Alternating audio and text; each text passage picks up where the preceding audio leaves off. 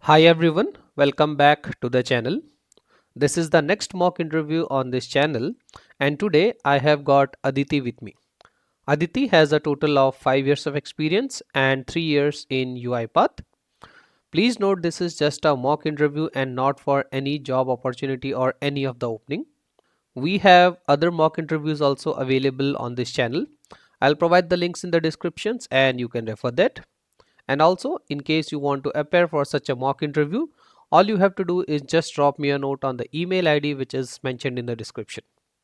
Your personal details, professional details will not be shared with anyone.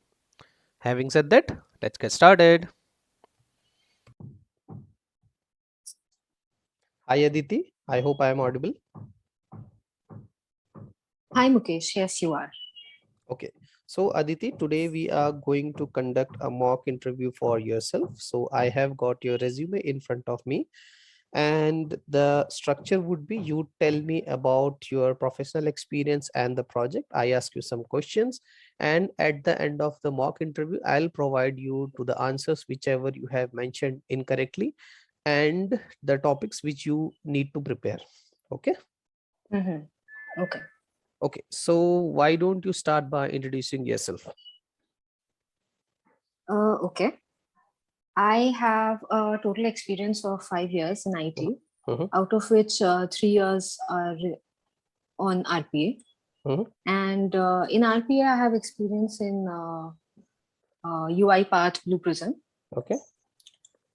So coming to the kind of projects that I have done would be, I've done a lot of access granting projects where the user raises a ticket and based on the requirement, we grant access. Okay. Then I've also done one project where, so when I say these accesses, there's also a license that is associated with this. Like we can't grant access to whichever user raises the request, right? Right. So we'll have to check the user's licenses, which the user also has to upload. Like they have to do some trainings, which will then generate a license for them. And they need to share those licenses with us, which then we will validate on our end. These licenses are usually in the PDF format, so we need to validate those PDFs. Once that is done, then we need to grant access. Apart from that, sometimes users will provide some product details which need to be updated on maybe the databases. So before we update those details, we need to first check the authenticity of the products, and also if the product is, a product can't be entered into the database 5 times. Yeah. So we need to first check if this is the first time that this product has been requested for entry into the database. So for that, we need to again check on Google first if this product already exists previously associated with our client or even with some other clients, and if the name is the same. All of those things we need to check. Yeah. Once we do all that, only then if we find there are some matches, then we need to inform the user of the same. If not, then we can insert into the databases. Okay, perfect. So if I just understand it correctly, you have some product details, you insert into databases. Before inserting, you check authenticity, if it is duplicate, if it is not duplicate. For that, you have a web application where you go, you validate the data, you get back, and if it is duplicate, you have to inform to the client, right? Yes. And similarly, you have a process of license validation, which is done with the help of PDFs and all, right? So both of these are a single process or a different process? No, they're separate. They're separate process. Okay. So let's talk about the second one, which was the product details and the DB, right? So what is the frequency of this project? It depends. This is also a ticketing request. So depends on how frequently we receive a request. Okay. Aside from that, we'd still be checking on the ticketing tools, maybe say once in 2 days. Okay. Because we don't receive these requests very often. Once in 2 days would be fine. We'll maybe get 2 or 3 requests in those 2 days. Okay. Okay. Okay, so once in a 2 days you, and the status of the project is, I would guess it is live in production. Yes, it is. Okay, so if it is in production, then it is working in once, twice a day. So is it an attended or it's an unattended robot? Unattended. Unattended robot. Okay. Now my question is, so how many products are you expecting on a daily basis? So 10, 12, 15, 20, any number you have? Not really. Mhm. One request would be for maybe one or two products. So that would like per day would be about one or two products. Yeah, Okay. at that rate. And how much time the bot requires to complete that one request? So let's say you got one request and the bot has Hmm. to start, right? So how much time the bot take to complete that request? Mm, about 20 minutes, 20, 25 minutes Okay. maximum. Okay, so 20 minutes for one request and then you are doing it. Okay. Now, have you used any kind of framework to develop this? No, for this I have not required any frameworks because Okay. it's only like one product Mhm. mostly, right? So Okay, I've so not you used a framework. Not not very using. transactional, basically. Okay, so it's a linear process, right? Yeah. So just going back to the Google and the client thing. So that portal, I believe, is a web portal, right? So that would require some Yes. kind of authentication, user ID and the passwords, Hmm. right? So where are those user ID and the passwords coming from? They're on the orchestrator, stored as credentials. Okay. And when you say that if the product is valid, you have to put that product in a database, Hmm. right? So which Hmm. database this is? Is a SQL, Oracle, which kind of database? It's a SQL database. Okay. Now from UiPath Studio, if I have to connect the SQL database, what are the things that I require? So you can start talking about the dependencies first. What dependency I need to add? The first thing would be I need to add a package with the database activities, Okay. and then the first activity I have to use is connect, where I need to pass the connection string. Okay. Once we are connected, I can use a execute query and Okay. So in the execute query, you would have written some queries, right? So assuming that the hmm. query is insert into table name, right? So the Hmm. table name, let's say today the table name is ABC. Okay. Tomorrow Hmm. the client says that now my table has changed the name from ABC to XYZ, right? Okay.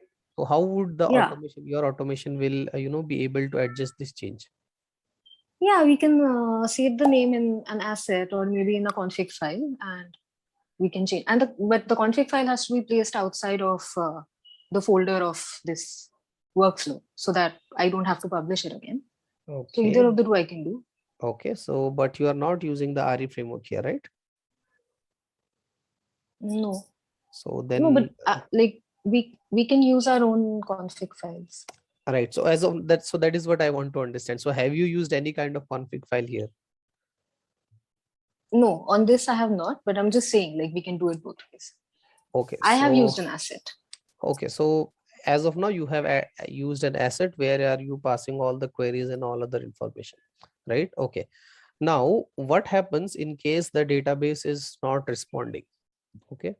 So there is an activity which you told me, right? Connect activity. In that activity, Hmm. we pass the database ID, the user ID, and the password. Now, there may be chances where the database is not up, it is not able to connect. What happens to your automation then? Hmm, I have never faced something like that. Okay, okay, But so for connect, it's going to return me a database connection variable, mm-hmm. is what I'm thinking. Okay, okay, No, no I'm not issues. very sure. We will Yeah. talk about all of this in a later moment. Okay, so your DB Okay. is connected, everything is connected, it's working fine, you're able to insert the records and duplicate. Now, when you are inserting the record, so you will get a duplicate error, right? So how are you going to inform the user that this record is duplicate, or what is the mechanism that you have implemented in the project to notify the business user? No, like not insert. Before Mhm. inserting, I will check using. the execute query. Like I'll use a Okay. select query to see if this already exists. Okay. If not, Okay. then I'll insert. Okay. So let's say And if it's already existing, right? Now, how would you intimate the user? Via over mail. email, right? Yes. Yes. Okay. Now, when you are sending an email, so there are multiple ways UiPath is sending the email. So which one are you using? Outlook mail messages. Outlook mail messages, right? That means Outlook is already installed. You just have to provide the email IDs, right?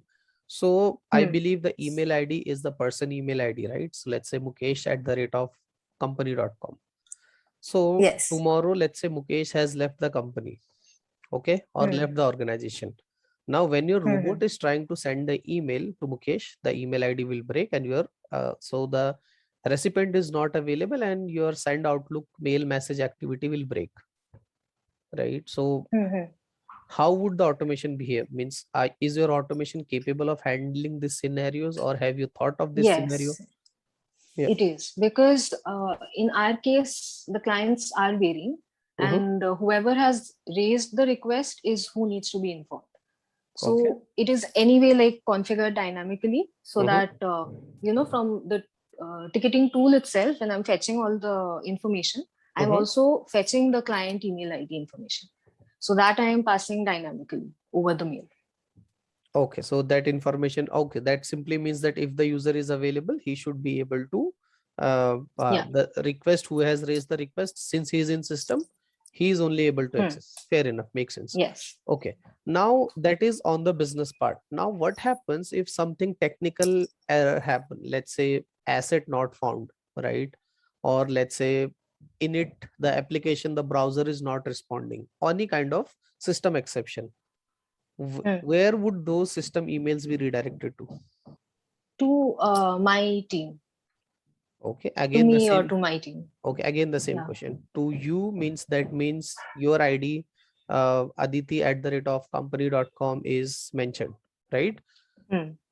Now tomorrow No, Aditi but leaves. even the email ID is in an asset, so that's Okay, also dynamic. email ID is in an asset. Okay, okay, we'll talk about this. Fine. So that is done. You are able to insert, go to the web portal. And when you say this web application, I hope this is selectors and all you are easily able to get, right? Okay. Yes. So when you say selectors, do you know what are the wildcards which we can use in selectors? Yes. Question mark and asterisk. And what is the difference between them? Question mark is for single character, asterisk is for 0 or more. Okay, asterisk is for 0 or more. Okay. So so when you create the web automation, so there are two kinds of selector. One is the full selector and one is the partial selectors. Okay. So whenever we are doing the web automation, which kind of selector UiPath will generate?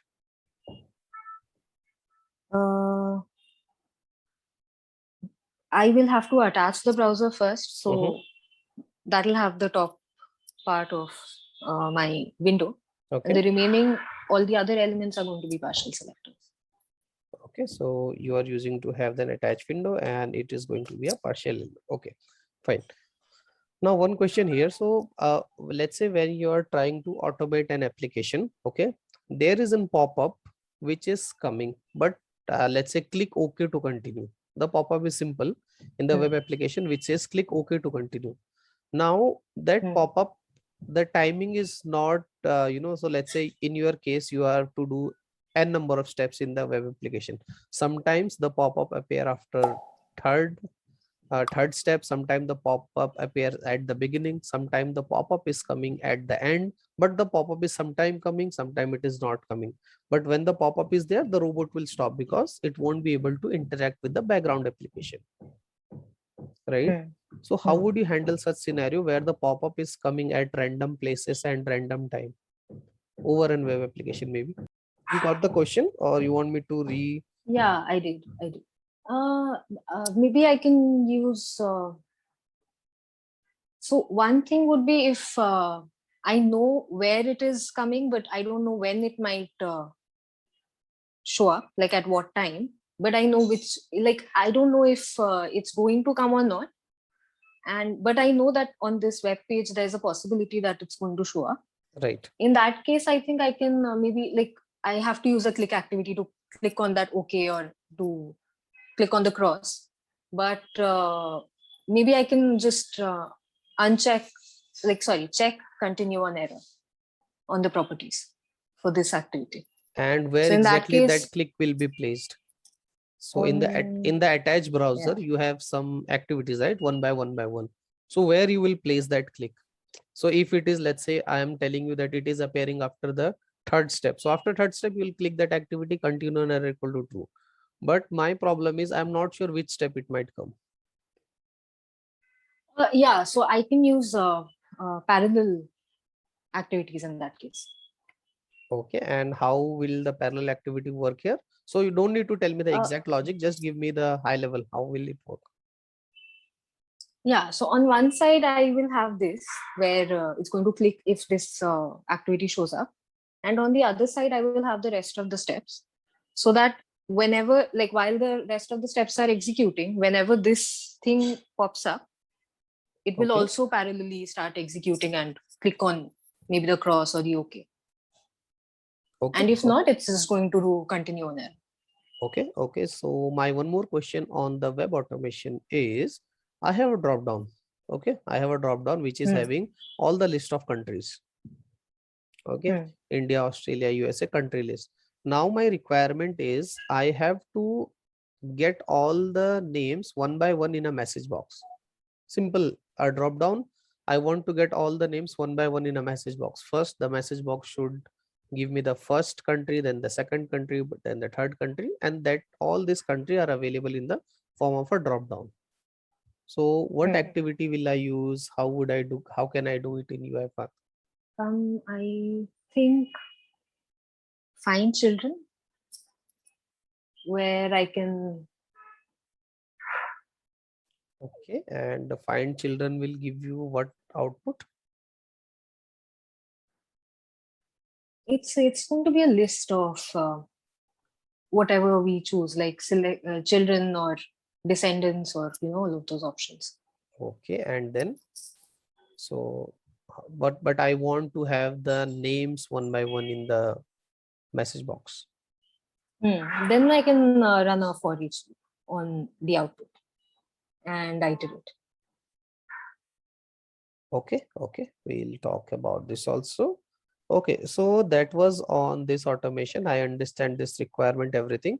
Now if I go back to your resume, you have done work on the ServiceNow integration also, right? Snow ticketing resolution with UiPath, right? So I just want to understand how exactly the UiPath would be able to connect to the ServiceNow, because ServiceNow is a different company. UiPath is a different tool, right?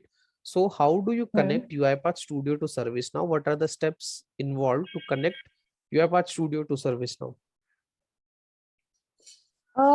First, I think we need to install the package for ServiceNow.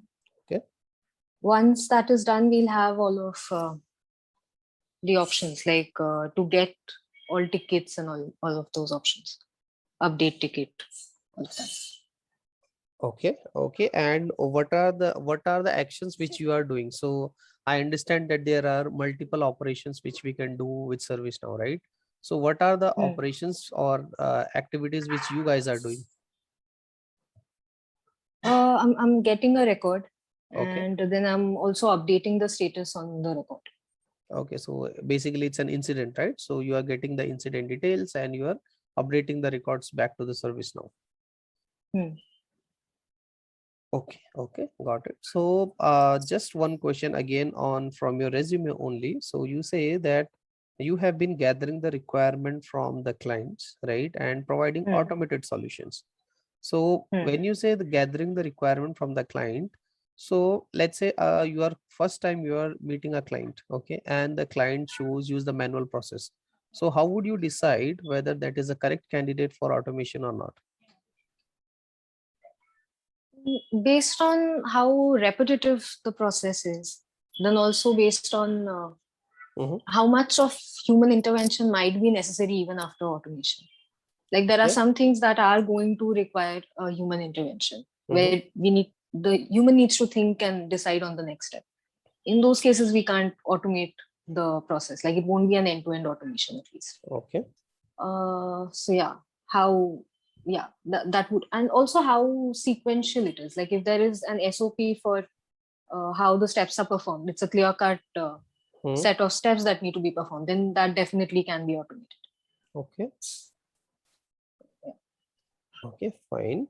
So, and what about this thing when you say the post-production deployment support, right? So, Hmm. robot is already deployed to the production. The client has taken the robot from you, and now let's say after running for 3 days, you got an exception. Hmm.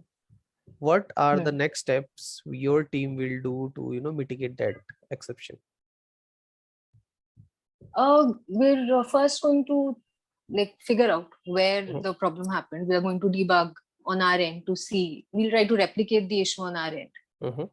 Once that is done, we're going to apply the necessary changes that need to be made. Once that is done, we can again test the entire thing but and push the but to changes. mitigate that thing, or replicate that thing in your development environment, you would require the actual details, what has went wrong in the production robot, right? So how would you get those details, because the robot is already deployed to the orchestrator and running in an unattended mode, right? So as a developer, you don't have access to the production, right? If I'm not wrong, or you have. I do. Okay, so let's say your client, as of now, that's this current client have given you that access. Okay, Hmm. now there would be several other projects, right? Different projects where, so let's say I work for a client who is not having, who does not believe in the developers and does not want the developer to have any access on the production. Now, how would you, fix and mitigate those issues or the risk, anything or anything else extra which you could do in your automation, thinking that this scenario might come?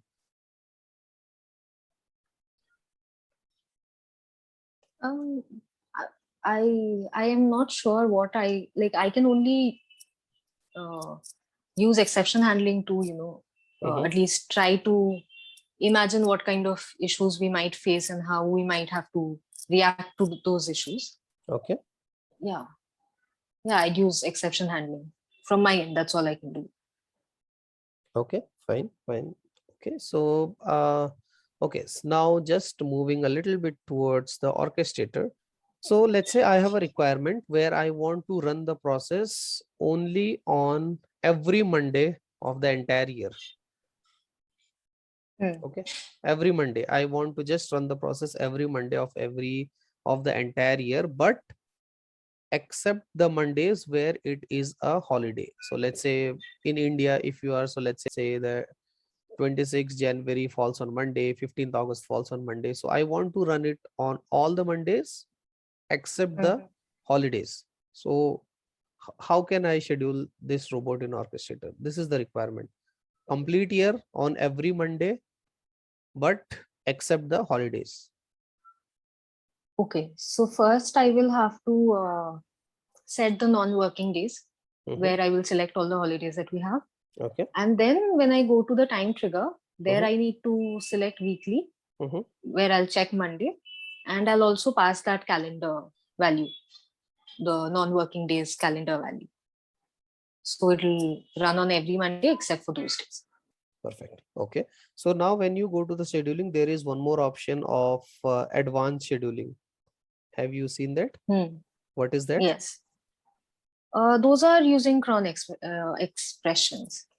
Like if And in a day I want to run it hmm, at maybe 1 p.m. 1 5, and then okay. again I want to run it at 2:15. Mm-hmm. Like that, if it's like varying times and varying days, like Mm-hmm. there's no specific format or Okay. pattern. In Mm-hmm. that case, I can use cron expressions to like specifically decide at what times, at what hours, what days, all of those things I can do. Okay. Okay. Fair enough. So as a developer, I can create different kinds of assets, right? So what are the kind of assets we can have in Orchestrator? Text, integer, boolean, credential. Okay, text, integer, boolean, and the credential. right? So that is good on the asset part. Now I'm just coming towards the transactional process, and that is the RE framework. So whenever we are using a robot, which is called a dispatcher, performer, or producer consumer robot, we always add the items to the queues, right? From the dispatcher, Hmm. we add the items to the queue, right? Now Hmm. UiPath has different mechanisms to add data to the queue. Can you let me know what are the different ways I can add the data to the queue? Hmm. One would be add queue item. Okay, Then we have add transaction item, and okay, we also have add bulk queue items. okay. So add queue and add bulk, I understand, right? I want you to talk Yeah. me through the difference between an add queue and the add transaction. So when we add using add queue, Mhm. the item that's added to the queue is going to be in new status. Okay. Whereas when we do it using add transaction item, it's going Mhm. to be in progress, and it also returns an output of the transaction. Okay. So that would be in process. And let's say what happens when the transaction is there and it is in process. So your performers were supposed to pick that item and execute it, but something XYZ happened and your robot got crashed. Now what happens to the item which are in progress, right? So will they always be there in the in progress state? No, they'll be there in progress for 24 hours. After that, they'll be abandoned, like in abandoned status. Okay, okay, that's good. So they will be marked as abandoned, right? Okay, now Yes. last question from my side would be, so whenever you start a project, right? So Hmm. what are the steps? So I understand that you are in the requirement gathering phase also. So what are the Hmm. steps, or I would say the major milestone in your entire life cycle, right from the requirement gathering to moving it to the production? So what are the different things or the different stages you have in the RPA life cycle, which you are following in your company? Okay, so first we have requirement gathering. Okay. Then we're providing the solution, Mm-hmm. where the SDD generation, that part. Okay. Once that gets approved, we go into the development phase. Mm-hmm. That is done. Then we have the testing phase. Okay. After that, we move it to production and then post production support. Okay, so it was good, Aditi, talking to you. Before we go to the feedback of yours, do you have any questions for me, or you can ask the question afterwards I give my feedback? Okay. Yeah. Okay. So first of all, I really like the way of the explanation. Okay. So you have answered me all of the questions. Mostly you have answered me correctly. Some of the feedbacks which I would like to share is on the first one, which I give on every mock interview, is the project description, right? So Okay. whenever someone is asking you for describe your project, right, you should be more elaborative, right? So as a candidate, Okay. whenever I am also giving interview, because I know the process completely. So I Hmm. believe it is in the, somewhere in the back of the mindset that the other person is also aware of that, right? But you have to think the other person is hearing the automation for the first time. So I would have to make him understand what was the problem statement, what is the frequency, what is the automation doing, what are the benefits the automation has given, okay, and Okay. how actually we have developed in terms of the framework. So if you remember, I have to ask you multiple questions to get those details, right? So Hmm. if Right. I have to explain a project, so let's say I am explaining a project, I would start by talking the problem statement. What is the manual process? What is the frequency? What is the volume? How we have automated? Once we have automated, what is the benefit the automation is giving? Okay, is it in production? Is it in live? So mostly at a very high level, whatever the details, so that at least the other guy or the interviewer can make a sense out of it, and he don't have to ask you more and more questions. Okay. Hmm. Fine. Okay. Right. For the database part, you have answered me correctly. The connect activity, the config file, everything, right? So you have mentioned it correctly. The one thing is there where I asked you about the DB issues, right? That Hmm. what happens when the DB connection is failed or anything, right? That's a simple thing that whenever we do any automation, there is something which is called the solution design. There we decide Hmm. what happens if the DB is not able to connect. So if the DB is not able to connect, I will simply encapsulate it with a try catch block based upon the kind of exception, right? Because when it Okay. is not able to connect to the database, it will give me a particular exception, right? That database Hmm. is not able to connect, or the instance is incorrect, anything. Based on that requirement and the exception type, I can notify and take the further steps. The further steps could be emailing the instance to the DBA team, retrying it, trying to connect to some other DB servers or anything, right? But when Right. you say that your process is live, you should not say that I have not thought of this exception. You should say that we have thought, we have handled, and we have done it in this way. So the best way is you always say that I have encapsulated in try catch block. In the catch block, we are handling the exception, right? So that Right. way, when you say that I have not done it, it gives a feeling that okay, you are not capable of thinking from an overall design point of view. So Hmm. you may have missed it in your project while implementing, right? But if you see from a overall point of view, it's a pretty common exception, right? You are connecting and the connection is not happened. So you can just think that what you can do, and maybe when you go back, you can just try to implement this thing in your automation, see for the failure points. So a good way of thinking is, whenever you are writing any automation, you just, for each and every activity, just think what might go wrong with this activity. For example, I am using connect activity. What are the things that can happen? The database name is incorrect, instance is incorrect, user ID and the password is incorrect, database is down. So those scenarios I can handle, right? So that is Right. how you can think of it. Now, the email ID part, right? Email ID, client ID, absolutely perfect. You are storing it in assets, you are storing it in uh, config file, right? But there is a concept which is your automation, your everything works fine, but just an add-on, not that. So, do you understand a DL, uh, distribution Hmm. list of Yeah. emails, right? So, Yes. mostly in the automation, right? Whichever we deal it for the clients or anywhere, we try to put a distribution list. So now the dependency is not on the robot. If any user is leaving the organization or is coming, I don't have to change the asset or the config file. I have to just add or remove the user from the distribution list. And distribution list can be managed outside the robot also. Correct? Right. So that is one way of, again, mitigating risk and having a low dependency on assets and the config. So, but your answer also worked for me, no issues. Asterisk and question mark, answer correctly. Attached browser will give me the partial selector.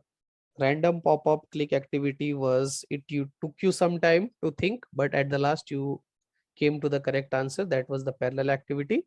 So this is how you think, right? You don't have to straight away give up in interview. You just have to take time, think of it. You might know the answer, but just think.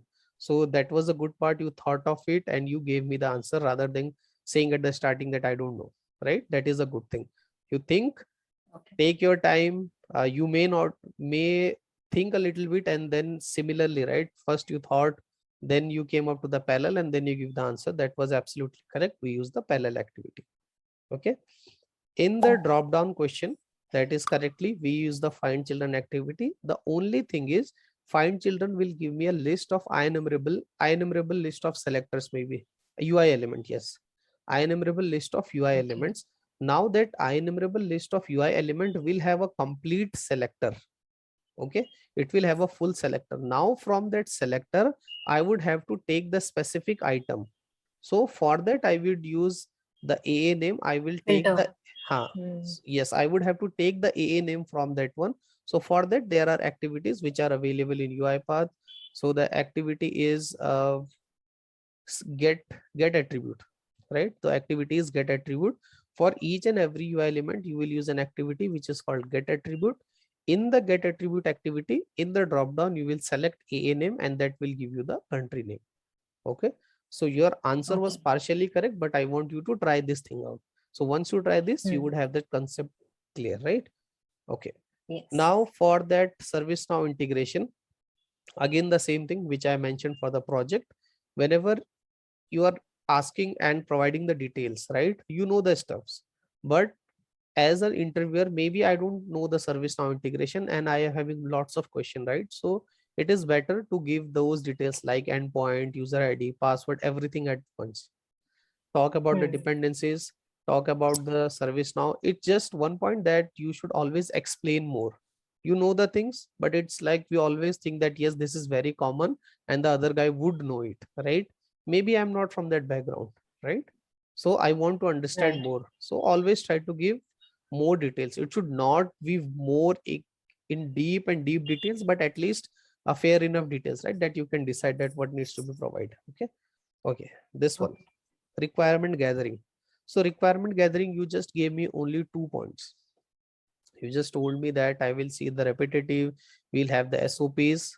Absolutely correct, but you can add more details to the requirement gathering, such as if the inputs are standard or not, if it is a Citrix based application, whether your orchestrator is capable of those or not, and when is the process is not expecting any change in near future, or whatever the application it is interacting are capable of getting the automations, anything, right? You can add more details to the requirement gathering. So what do you feel, can you add more details to the requirement gathering, Yes. or only two-step would be enough?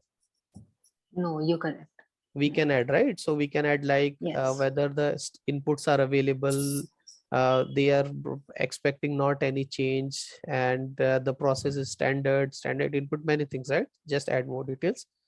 Production issues, yes, we will go. And here this one, production issue, right? So as of now you have access to production orchestrator, but Hmm. when you go to different clients, you don't have access to production orchestrator. How would you know which issue, which error has occurred, right? There is a concept of logs. So whenever you deploy the process, you orchestrator will create logs, right? So those logs are created in the orchestrator. Now whenever such issue occurs, so as a developer we always put information and the logging information, right?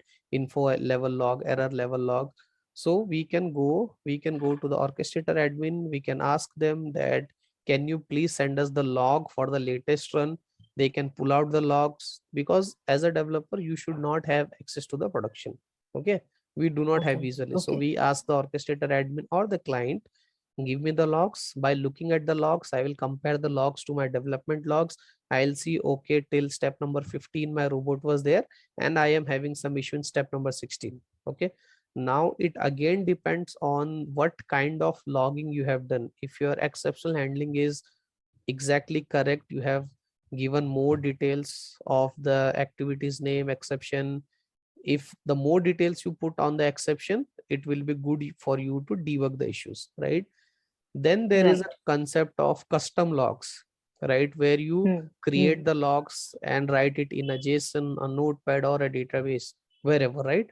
So you just go Yeah. to that location, you fetch the logs. So the idea is, if you don't have the access, you just ask for the logs or the input files, and then based on that you analyze it. Okay. Okay. Cron, you answered me absolutely correctly. Cron scheduling was absolutely correctly. You gave me an example also that was perfect for me. Similarly, for the add queue and the add transaction, that was well answered. That is what I was expecting. Lifecycle. Lifecycle is something which I want you to work upon, right? Again, the same thing. If you ask me that, Mukesh, you explain me the life cycle, I would start by taking the requirement gathering, feasibility analysis, process design document, signing of the process design document. Okay, before the process design document, I would ask for a keystroke document. Then I would perform the keystroke document manually. If I am able to get the same output as business is doing, I will create a process design document. From the PDD, I will take a PDD sign off. Then from the PDD, I will go to the solution architect. He will create a solution design document. We will decide the sprints, then SDD, then SDD sign off. Then we'll go to the development. We'll create the dev task. We will start the development. Once the development is completed, we will have development test cases, unit test cases, then a code review, a peer code review, or let's say a code review by the solution architect, code review by the project manager. Once the code review is done, then we go to the testing sit. There we will do the testing, we will fix the defects. Then we go to the UAT, user acceptance testing. Then we go to the pre-prod, and then we go to the production, then hypercare. So I just gave you at a very high level. So you might be doing all these things in your company, right? But Mm-hmm. whenever somebody asks you for the life cycle, try to give at least the major components. So now if I ask you this question again, do you think you can explain it a little bit more elaborative way, that what is the life cycle you are following in your company? Yeah. Yes. Right? So yes, apart from this, it was a good interview. It was good talking to you, Aditi. I could get most of my answer. Your CV looks good to me. And yes, now back to you. You have any feedback, any questions for me? Happy to answer. No, not really. Okay, so do you find this interview bit helpful? How was the feedback? Any feedback Yes. on this mock? No, it was really helpful. Like Okay, I know what areas to work on now. Yeah. okay, perfect. So that is the objective of these mocks. Okay, so then we are good to close. And if you have any more thing, you always have my email ID. You can drop me a note, and yes, we can connect. Yes. Okay, Thank you. Thank you for your okay. time. Thank you. Bye bye. Bye.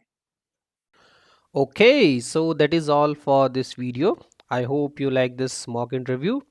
If that is the case, please do like the video, subscribe to the channel, and happy automation.